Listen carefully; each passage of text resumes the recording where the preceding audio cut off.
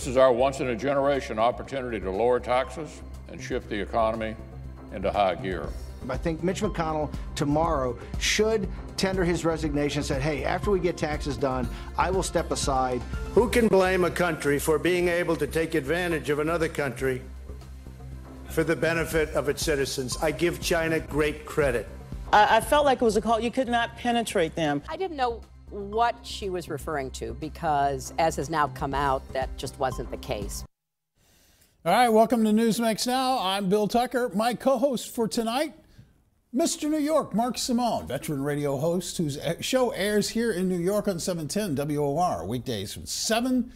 I don't even know where I got that. That says 10 a.m. right 10 here. to noon. 10 to noon every day here in New York. Mark, welcome to the program.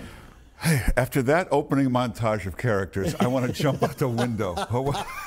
Well, don't go away. There's 300 million people in this country, and we end up with those characters well, we had to running put those three there because we're going to talk about those three people. I know, but they're running things. No, they're not running things. No, in fact, here's a look at what's on the menu tonight.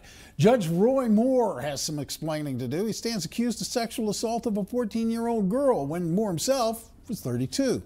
Moore vehemently denies the reports, so should he step down from running for the Senate? Well, we're going to take that matter up shortly with Tom DeLay. And the Senate believes that tax reform can wait. It wants to delay the corporate side of the effort until 2019. Stocks taking an immediate tumble on the news. White House Budget Director Mick Mulvaney says the White House can live with the delay, but the economy might suffer because of the delay. We're going to get some political reaction from Mr. DeLay, and we are going to get business reaction from our favorite consultant, Carol Roth. And is the national anthem racist? The California chapter of the NAACP says yes, it is. And it has got to go, and it is time to banish it. Not kidding, and we will get to that a little bit later in the program. Meanwhile, joining us now is the former member of the U.S. House Majority Leader, a.k.a. the Hammer. He's the author of the book Revival, Revolution, Rebirth, a radical call from the former Majority Leader of the United States House of Representatives, Tom DeLay himself. Tom, welcome. Good to have you on the show. Well, it's great to be with you, Bill. It's always fun to be with you. Well, your guests. Well, of course, and you know what? We're looking forward to this conversation, but we have to start with some rather crazy news out of Alabama.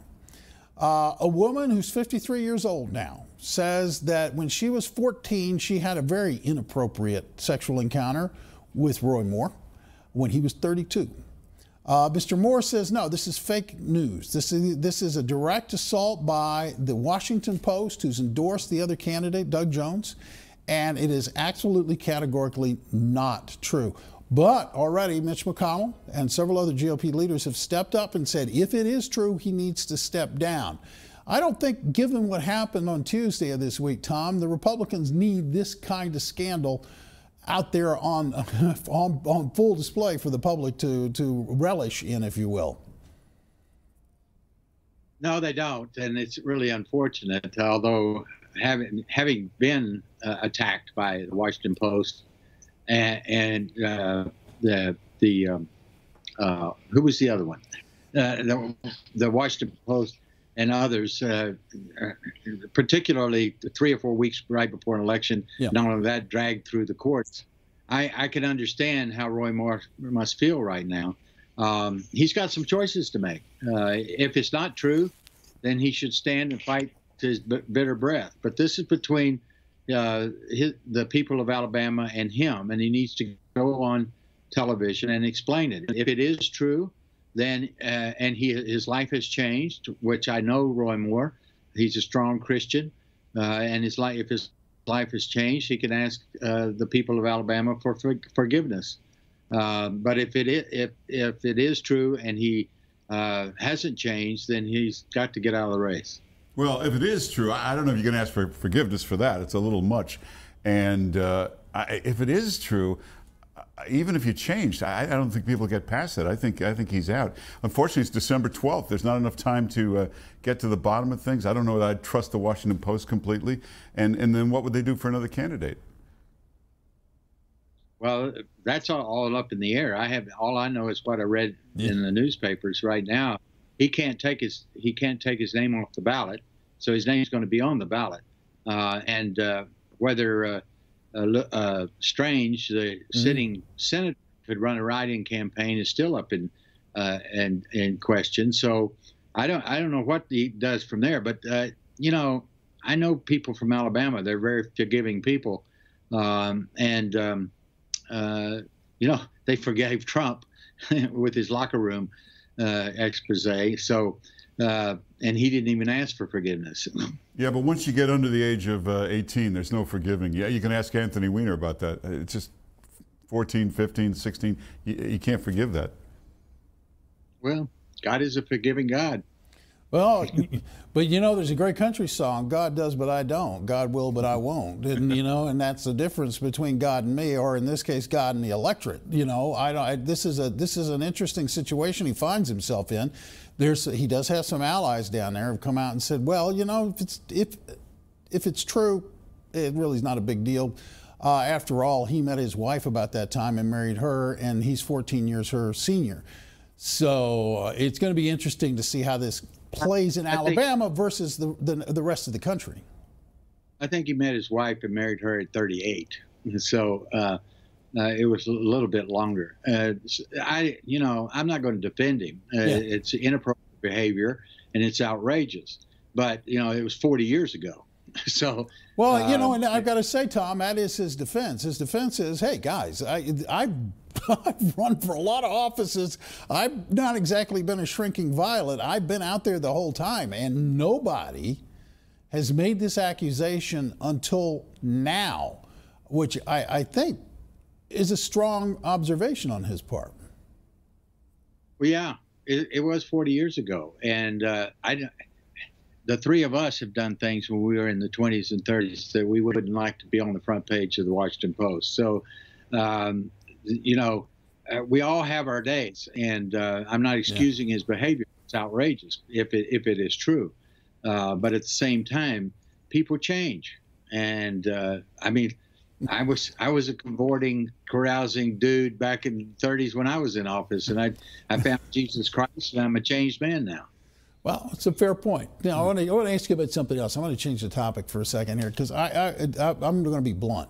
Has there ever been a more inept governing party than the Republican Party, Tom? It's your party, so I'm going to just put it right on you.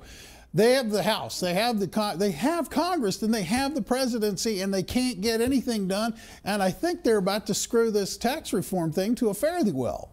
What in the world's going on in the party? Well, I'm very disappointed in this tax bill, to be honest with you. They should cut taxes for growth in the economy. They should make it simpler and fair. I don't think they're doing that. They need to understand just getting any tax reform bill passed is not going to help them with their base. If it's a tax bill with no substance, the base is going to do what they did in Virginia. They're going to stay home. This is very, very dangerous what they are doing. They're playing around with it. The Senate bill is really bad that they rolled out today. It will create some growth, but nowhere near the kind of growth that could be created if they were bold. I mean, neither house is even doing anything about capital gains. Obama raised the capital gains tax. They ought to eliminate the capital gains tax. I mean, it's just there's no boldness there, as you say. I'm really disappointed. Yeah, but the truth is, whether it's doing something about Obamacare or tax reform, all these congressmen, Republicans, Democrats, all they're concerned about is the lobbyists, donors, special interest, Business Roundtable, Chamber of Commerce, whatever those guys want, that's what they're doing. No bigger lobby than insurance, hospitals. They want Obamacare just the way it is. And Republicans and Democrats like this high tax. Every company has to come by every carve-out, every loophole that way. It's better for them. Well, if that's the case, and these tax bills turn out to be like that, frankly, in some cases, they're even more confused. For instance, the pass-through tax. Everybody says, well, that's great. You lower the tax on small businesses 25%. But what they don't tell you is the 25% only applies to 30% of your income. I mean, so you're going to have to hire an accountant to do your taxes when they're saying, no, we're going to make it some more simple and more fair. And it goes on and on like that. The Senate, instead of reducing the marginal rates, They keep them all and reduce. It keeps 7 different marginal rates. That's Democrat ideology. They should go to one rate, period, for everybody. Everybody ought to pay at least 10% and be part of this country. Yeah, Republicans are just as bad. Isn't it true if you took the corporate tax rate down to 12%, you'd never hear from these companies again? All the lobbyists would pack up and go home. Congress isn't going to do that.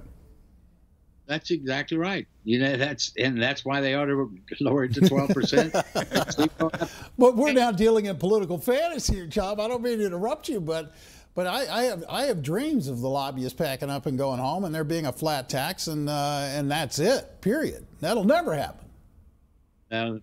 I guess this is the first opportunity we've had in a long time. I'm a fair tax guy. I think we ought to tax consumption rather than the income. So, yeah, they had a chance to do it, and they didn't do it. But is Steve Bannon right? He said, you're not going to drain the swamp. It was 50 years making this swamp. It's got infrastructure to it. They're going to take forever to take this apart. Well, that's true, but you could start on it. And the first place you start is the Senate. The Senate has these arcane Democrat-created rules that discourage cutting taxes and cutting spending. And the American people are to focus on that. If you eliminated those rules in the Senate, you would go a long way to cleaning out the swamp. You know, that's for sure. I think Bannon came up here, and we don't have a whole lot of time left. But do you think Bannon has a place? Does he have a role to play? Some folks figure he's hurting the Republicans. What's your thought?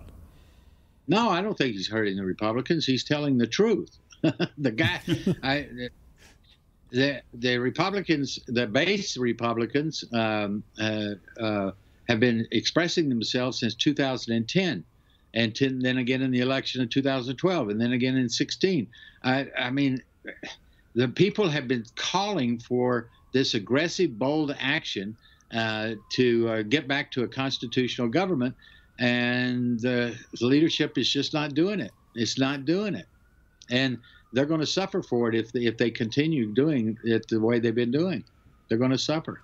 Yeah, you think that ultimately that's the lesson in Virginia? You got about 20 seconds on that. The lesson in Virginia, it's a little bit of that. It was all about enthusiasm and turnout. And our people were not enthused by what's going on, and so they didn't turn out. And the Democrats had an incredible turnout machine, which they've always had. That's the only way they've been able to survive is the turnout. So that sounds like basic politics to me. I mean, that's political activism 101 right there. Tom, always good to talk to you. Thanks for coming by and visiting. Appreciate it. All right, up next, the Senate says this bill on taxes will be delayed till 2019. We're going to find out what Carol Roth has to say about that next. Don't go away.